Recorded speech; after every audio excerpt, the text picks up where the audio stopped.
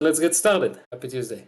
How do you think AI tools impact agency pricing? The obvious thing, the first thing I think is that it's going to make content creation cheaper and other services cheaper. So it could affect the pricing in that it doesn't cost as much to do some of the dirty work, if you will, on the marketing side. And that's going to drive the price down.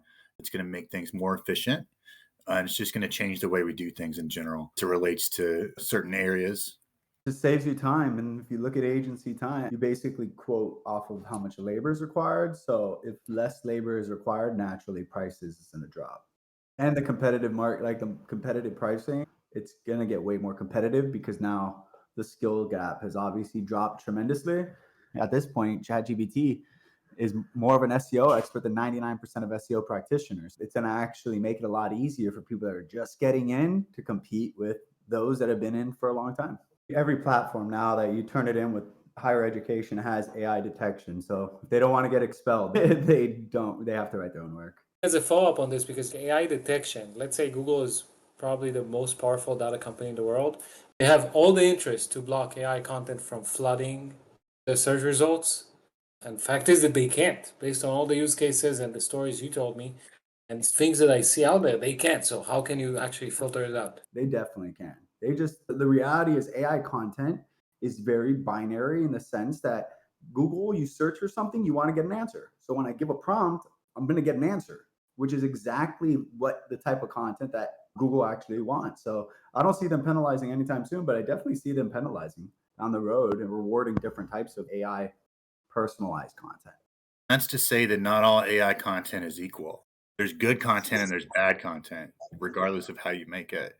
And so far, Google has said that they are going to reward good content, whether or not that's made with AI. So that's their stance right now. The knowledge panel tripped everybody up, and then they started ranking based on authority. So now I think the best thing to do is what has always been the best thing to do, which is make good content, focus on your authority, and follow best practices. If you can do it with the aid of AI, I think that's arguable. I don't know. I'm for it, but if it was like a company website, I probably wouldn't. If it was like a weekend project, maybe. That's where I stand. I don't want to risk it for the biscuit on the company stuff. And I want to address Stockman's question that refers to Rolls-Royce as a use case where they make a claim for the high price reasoning is because the cars are handmade and not made by automation. What do you guys think? If it's going to impact... So the point is, if it's going to impact pricing, the fact that it's made by humans rather than machines. I don't think, like, even if they had an AI that comes and can build a complete Rolls-Royce at a fraction of the cost, they're not going to do that. In the same way as Patek has 1,000 people that touch every single watch. That's why every watch is worth $250,000. So I'm not really sure how to answer that, but I just don't see the overlap or similarities. I think when it comes to content, it will. Meaning because the next 2 years, the internet is going to be flooded with AI content. So the value of human-generated content is going to go up. I think it's more about, because AI content, let's say, we'll rank it like it gets you to 6, 7 level of content in a second. So this will differentiate the people who can create content that is 8, 9, and 10, that is better than the AI content. Because right now, what happened in the last 20 years is just people were posting content just to post content. So the quality went down. You were paying per word. Think about it. Paying per word on an article when... Now, if somebody you can produce something better than show me. I'll pay the premium for it. This is what I think is going to happen. Same thing with videos. I could tell you it's probably less than 5 to 10%. And everyone's talking about, oh, the new AI change, and a lot of people aren't actually using it. It's just the truth. So saying what's it going to be in a week, 6 weeks, 7 weeks, or everyone's going to rely on it. I think these are pointless discussions because I use AI in everything I do, and I've used it before ChatGPT was out. Because if you think about it, Zapier is AI. Automations that are happening. And it's like people aren't using the tools. That's the plan, but they're getting so caught up in this nonsense conversations and they don't actually take action. The truth is, like, AI video is here. Grab a bunch of clips, start a new TikTok page, blast all the clips that I get from the AI from a YouTube video, make a meme page, which if anyone knows here about meme pages, there's still money in meme pages. acquire 100,000, 200, 300,000 followers just by posting reputable people's content that's being repurposed. And we're talking about 5 minutes worth of work. And that's AI content. But is it? Because at the same time, an actual person sat there, recorded it, put it on YouTube, and did all that. You get it? So this conversation of whether AI content here or there, it's like AI is involved in everything that we do, especially in digital marketing, the keyword being digital. But the reality is, like, how are people using it? How are they using it day to day? Who gives a shit what happens 6 months from now? Because none of us know. Not Larry Page, not any of us. That's where I stand on all this stuff. I want to take this conversation to Fantasia's question about what other AI tools outside of ChatGPT are you using. The plugins are off the chain. Like Wolfram plugin is one that I'm using to analyze data. I'm trying to get it to analyze raw scraped Amazon data, and it's getting hung up because it's too large. So I'm gonna have to figure out a solution to that. Microsoft is coming out with an AI assistant that's supposed to be able to analyze data.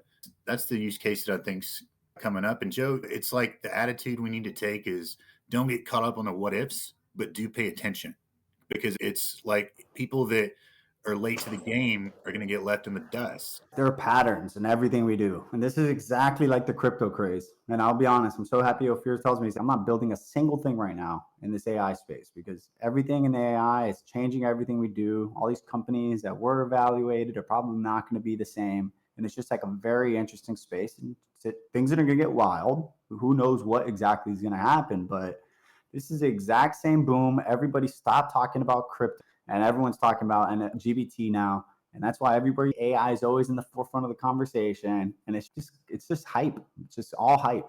What is the actual people using it for? Too many people want to talk about all the next plugins, the coolest tools. How many listicles I've seen where it's like the BuzzFeed type, the 5 tools that you need. And it's like a preview of each, but no one's showing you how you actually use these tools.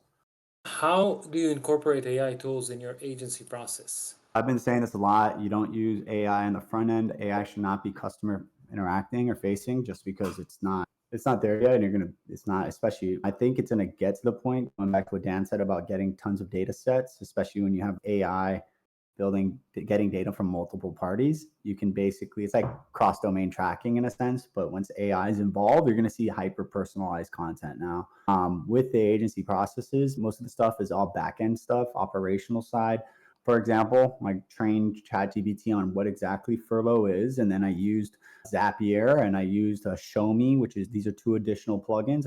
For me, AI is mostly to scale your team. Like I said in the beginning of the session, it gives you time. So you need to get it to get everyone on your team more time. This is something that I don't think we've covered yet. And that is, if you're using proprietary data, performance metrics on advertising, or any kind of internal proprietary secret stuff like a knowledge base, you shouldn't use GPT, because train your data. They take your data and use it to train it. Google isn't going, they don't own your files, but if you go to OpenAI and give a specific like data, OpenAI effectively owns it and can do whatever they want with it. But if you have the OpenAI's API, if you're not using ChatGPT where they own your data, if you're using OpenAI, they made it clear that they don't actually take your data. Beautiful. For me, so again, for us, I think the big feature that is going to be a game changer is the share your chat with ChatGPT and the ability to train a certain chat with ChatGPT and make it available and accessible for your team members. Release that. As someone who knows how agencies are structured, how do you see AI tools change the way agencies are structured from a team building standpoint? That's a good question. When I was at an agency, we had a salesperson, but their real function was just answering questions and onboarding. So I think that first touch, I know Joe's big on the back end processes, but I think the chatbot application on the front end that's tuned to your processes and your systems, your website, should be able to answer 75% of the questions that somebody might have. Integrate that with Zapier, with the integrations, and you're saving a lot of time, like you said. Team building perspective, I think that this is what I really think. I don't think that AI is going to replace people as much. I think that people that use AI are going to replace people that don't. If I was interviewing you and I was hiring you and you said, I don't know AI and I'm not really interested in it, you don't have the job. But if you're like, yeah, I'm eager to learn, I'm excited about it, I only know, I've dabbled with it, You have a way higher probability. Double down on what Dan just mentioned. Like, it's gonna empower people who use AI, and people who are not are gonna disappear over time. So I think this is the kind of mindset that's gonna happen, because you won't be able to compete without using AI for your benefit.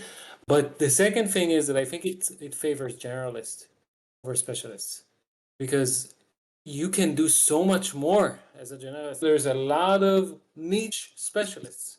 So I think this is going to turn into more general specialists that can turn around a lot of things simultaneously. So this is why. So versatility is going to be key here with AI, because you can do so much more things. I like it a lot. Now, Joe, this is something we speak about a lot, and you led the way in Furlough. But how do you recommend training your team to work with AI? One at a time. I think I'm so over talking about general stuff. Like I need to know a specific use case. That's what you're learning today. Cool, do that. Implement one thing, figure that out, get that, add it to your workflow. ChatGPT is more than enough powerful to get anything I need done. How do you address going to people, training them on AI with the fear that, like, mentally? I mean, because I see a lot of resentment from people not wanting to go into it. I cut all those people off. Straight up.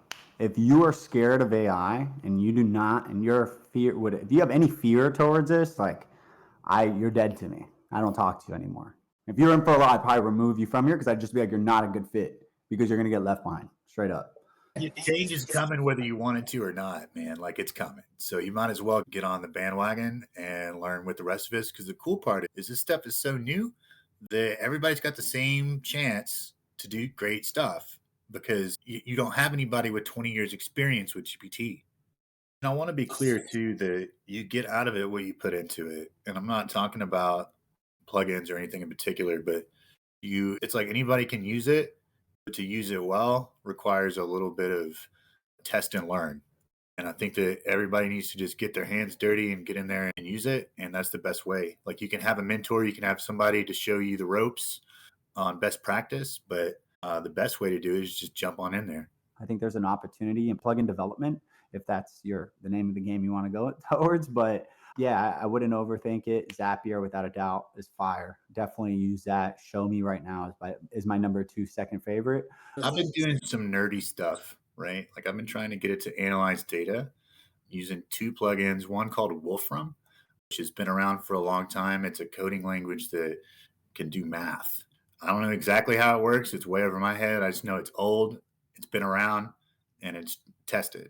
Notable is a cool one that allows you to create coding notebooks with Python, SQL, and Markdown to explore data, visualize, and share notebooks with everyone.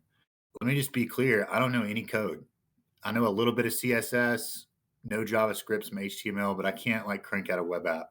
But I'm getting real close to where I can make simple tools that use OpenAI's API.